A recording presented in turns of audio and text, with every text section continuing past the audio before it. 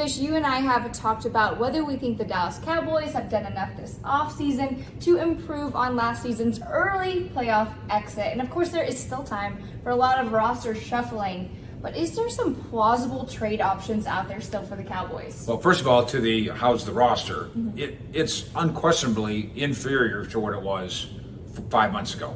You can't lose Gregory, Lyle Collins, on and on and on, Amari Cooper, no matter how you lost them, no matter the reasons, and then snap your fingers and say we're going to be just as good or better.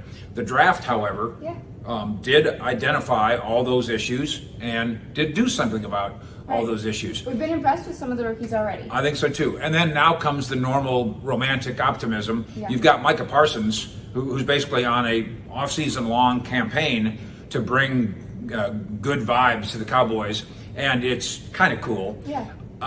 If you look at their roster and whether or not there's depth, if Kelvin Joseph is available, and that's a big if, then they have depth at cornerback, so that can be a trade-worthy spot. They do have a lot of defensive tackles, and we don't know at what level any of them can play. We think Sir Neville Gallimore can play at a high level. He's 15 pounds bigger, which is big, and we think Osa can play at a higher level. Then they got a bunch of guys. So somewhere in there, you could get to training camp, realize that you have a wealth of goods at those two positions, and maybe make a move. Okay, and some of those moves that we've been hearing about, is there anything that you're like, okay, this would make sense?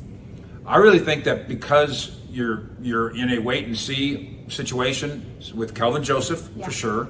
To some degree, they're counting on two young guys to be run-stopping defensive tackles in Ridgeway, the rookie from this year, and then Bohanna, the rookie from last year. And Bohanna was a end-of-the-rotation player, but didn't do much.